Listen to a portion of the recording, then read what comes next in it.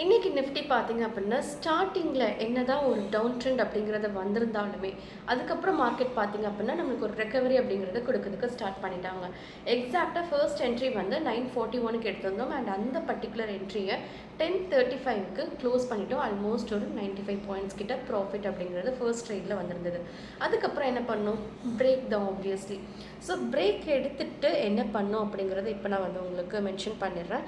So break எடுத்ததுக்கு அப்புறமா எக்ஸாக்டாக 11:13க்கு எங்களுக்கு ஒரு ஃப்ரெஷ்ஷான ஒரு பை என்ட்ரி அப்படிங்கிறது வந்து ட்ரிகர் ஆச்சு. ஓகேவா? அண்ட் இது வந்து எது வரைக்கும் போகலாம் அப்படிங்கிற அந்த டார்கெட் லெவல்ஸுமே நான் வந்து பப்ளிக் டெலிகிராம் சேனலில் வந்து போஸ்ட் பண்ணியிருந்தேன். ஸோ இப்போது இந்த டார்கெட் லெவல் எக்ஸாக்டாக கம்ப்ளீட்டட். ஓகேவா? ஸோ இந்த டார்கெட் லெவலுக்கு முன்னாடி சின்னதாக ஒரு டீப் புல் பேக் எடுத்தாங்க. எடுத்ததுக்கப்புறம் எக்ஸாக்டாக வந்து 12:13 ஐ பிலீவ் இல்லை 12:41 கேண்டில் பார்த்தீங்க அப்படின்னா ஒரு பை என்ட்ரி அகெயின் ட்ரிகர் பண்ணாங்க. அதாவது நியூவாக ஒரு பை என்ட்ரி வந்து ட்ரிகர் ஆகுது. ஓகேவா? ஸோ அப்போது நம்ம இந்த இடத்துல ஒரு பை என்ட்ரி எடுக்கிறோம் அப்படின்னா யாராவது மிஸ் பண்ணியிருந்தாங்க அப்படின்னா அவங்க எடுக்கணும் அப்படிங்கிறதுக்காக போஸ்ட் பண்ணேன். ஸோ இப்போ பார்க்கும்போது எக்ஸாக்டாக நம்மளுக்கு ப்ரைஸ் நல்லாவே ஒரு ரேலி அப்படிங்கிறது கொடுத்து செகண்ட் டார்கெட் ஜோனுக்கு போயிட்டாங்க. இப்போது இந்த ரேலி ஃபர்தராக கண்டினியூ ஆகுமா? எஸ், ஆப்வியஸ்லி கண்டினியூ ஆகும். தேர்ட் டார்கெட் லெவல் வரைக்கும் போகிறதுக்கு ரெடி ஆகிட்டாங்க.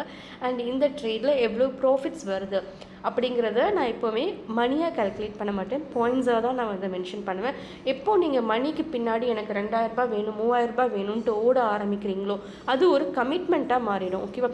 அப்போ இன்றைக்கி நான் ப்ராஃபிட் பண்ணிவிட்டு சொல்லிட்டேன். இப்போ நாளைக்கு நான் வந்து ஐயோ மற்றவங்க கிட்ட சொல்லணும் அப்படிங்கிறதுக்காகவே என்ன பண்ணுவேன், அதை ஒரு கமிட்மெண்ட்டாக வச்சுட்டு காசுக்கு பின்னாடி ஓட ஆரம்பிச்சிடுவேன். பட் ட்ரேடிங் அப்படி கிடையாது. Trading is full of emotions. ஓகேவா?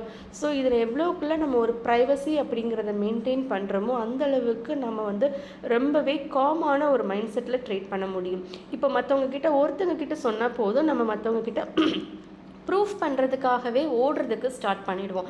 ஸோ காலேஜில் ஸ்கூல் படிக்கும் போது 10th நல்ல மார்க் எடுக்கணும், 12th நல்ல மார்க் எடுக்கணும்ன்ட்டு மற்றவங்களை ப்ரூஃப் பண்ணுறதுக்காக ஓடணும். அடுத்து காலேஜில் டிஸ்டிங்ஷன் எடுக்கணும், அப்போ தான் ஒரு நல்ல ஜாப் கிடைக்கும் அப்படிங்கிறதுக்காக ஓடணும். இப்போ மறுபடியும் ட்ரேடிங்கில் வந்து அதே மிஸ்டேக்கை பண்ணோம் அப்படின்னா நம்மளுடைய மைண்டு கம்ப்ளீட்டாக அஃபெக்ட் ஆகும். தயவு செஞ்சு அந்த ஒரு விஷயத்தை மட்டும் பண்ணாதீங்க. சக்ஸஸ் ஆர் ஃபெயிலியர் அதை உங்களோட எமோஷன்ஸை நீங்கள் ஹேண்டில் பண்ண பழகுங்க.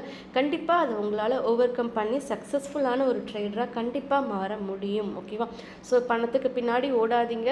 ஸ்ட்ராட்டஜி வைஸ் கரெக்டான விஷயத்தை பண்ணுங்கள். அண்ட் இது எல்லாமே நான் ஆல்கோ பேஸ் பண்ணி பண்ணலை, ஃபுல்லி மேனுவல் தான். மேனுவலாக நான் வந்து இது எல்லாத்தையுமே ப்ரெடிக்ட் பண்ணி சொல்லி கொடுத்துட்ருக்கேன். மற்றவங்களுக்கும் எப்படி ப்ரெடிக்ட் பண்ணணுங்கிற விஷயத்தையும் சொல்லி கொடுத்துட்ருக்கேன். ஸோ பார்க்கலாம் தேர்ட் டார்கெட் லெவல் கம்ப்ளீட் ஆகுதா இல்லையாங்கிறத.